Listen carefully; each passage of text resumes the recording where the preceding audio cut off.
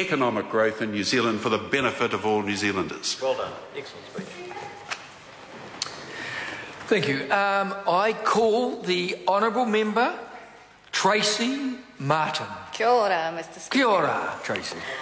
And I'm pleased to rise to speak on the Callaghan Innovation Bill after Dr. Paul Hutchinson. And I think his final comments were very, very interesting. It was around flexibility and innovation and having an opportunity to have a research and science provider with that flexibility. So on one hand you could say that the bill is very permissive, or you could say that actually we require environments of trust with oversight. And I would hope that the government benches, having reached into this area of trust of experts in their field with oversight, might like to shift that view to education. That would be great, that we actually trusted the experts in our current schools and provided some flexibility and some innovation abilities inside that field. But back to the Callaghan Innovation Bill. I want to reconfirm again that 80%, the understanding of the Select Committee was that 80% of the role of this institute is relationship building. And that is the networking of business and science research institutes to produce commercial outcomes which will lift New Zealand's exports. Now, one of the intended consequences is that any sort of lift in that performance and that commercialisation and that productivity would lower New Zealand's unemployment numbers. And I think that's probably what we're all hoping will happen. So that it would lift the manufacturing jobs downstream of a new commercial entity, of a new commercial enterprise that comes out of this networking and this relationship between business and science, would drop New Zealand's unemployment, as opposed to taxpayers' money being expended on this research and this commercial development and then another country's unemployment numbers dropping. So one of the side effects and one of the flexibilities that we would like to see as a downstream effect of the Callaghan innovation is that when these products are developed, when they are brought to a commercial point, then manufacturing is considered here in New Zealand. The price of the widget, or the manufacturing price of the widget, is not the only consideration. And those Select Committee members that discussed the difference between benefit and net benefit will know what I'm talking about. So that leaves 20% of the role. 20% of the role, as understood by the Select Committee, stood around direct investment by the Callaghan Innovation to research funding.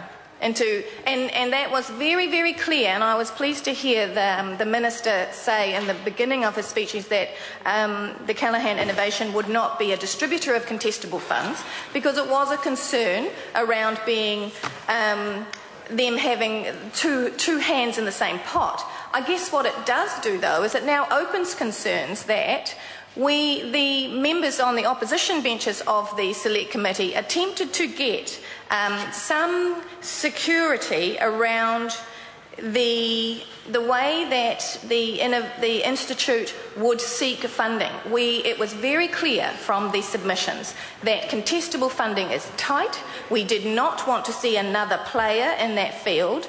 The intention, at least I believe on the opposition benches, was that this 20% would be a pool of their own money with which to invest into research and development with business that is not currently met by any other fund. So I'm a little concerned that the Minister now says that they are not going to be distributing contestable funds, because I believe that opens the door to them to now be a competitor for those funds. And that was not what was discussed at Select Committee. But at the end of the day, you have to put this out there with trust, but obligations, and trust and oversight. And there'll be many of us that will be watching.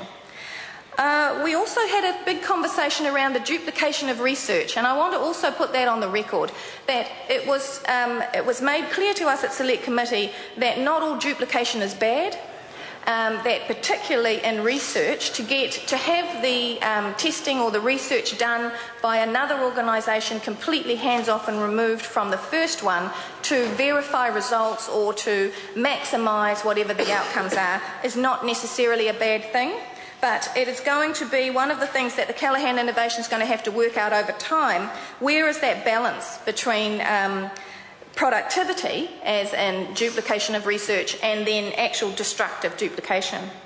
There's still a gap, and I'm pleased to see the member Colin King in the House right now, because he very kindly at committee stage shouted across to me when I was looking for some assistance about whether this bill might provide assistance to Mahurangi Technical Institute and their eel breeding program to take it from 12 days to a commercially viable operation. He very kindly shouted out across the House PGP, which is the Primary Growth Program, I believe.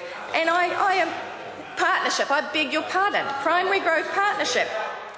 And I want to thank him for his assistance. Very kind of you. Thank you very much. So I went away to check with on Mr. King's advice. And unfortunately, in this instance, not only has this research unit applied twice to the partnership fund, they've applied to every other fund that the government actually has for this sort of development. The last one directing them back to the PGP, and it was with absolute shock horror that in question time today, Honourable David Carter got up and announced that $43 million of New Zealand taxpayers' money will be given in research dollars to a company owned by Japanese,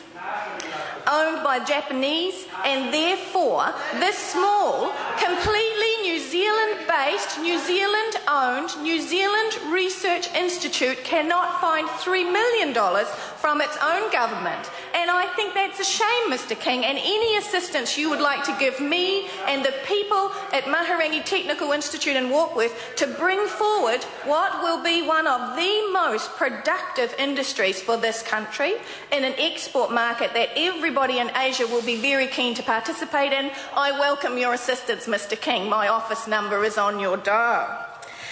I still want to bring up another point.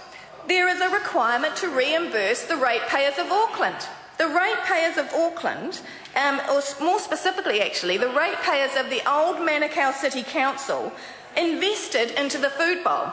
The food bowl, which is going to be absorbed by this bill, is currently a wholly owned subsidiary of Auckland Tourism Events and Economic Development. And they have on their books $2.5 million over the next 5 years. Now, that's their budgeted amount, obviously. That's from their 2010-2011 budgets going forward. So I would suggest that the government or the working party setting up the institute needs to go and have a look at the amount of money taken from those ratepayers from the 2010-2011, 2011-2012 financial year, and I think they need to write a cheque and give it back. Because this asset, which is actually, it's an $18.1 million capital asset over there in Manukau City. There has been input from, it was developed by the Manukau City Council, Enterprise Manukau, which was the CCO of that local body. And considering the drama that we had last week, and I need to ask Mr. Smith actually, does Mr. Smith think that this is core business?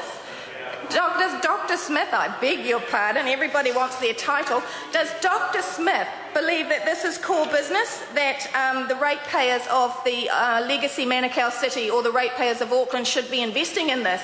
Because if not, then I expect Mr. Smith, Dr. Smith, to go to his caucus and to fight hard to get that money given back to the ratepayers of South Auckland, who goodness knows with social deprivation scores of 7 and 8, they absolutely could do with some of their ratepayer money back. However, sir, New Zealand First will be supporting this bill. We support it on the basis of trust, with oversight, and we will be watching. Kia ora. Colin King. Thank you, Mr. Speaker.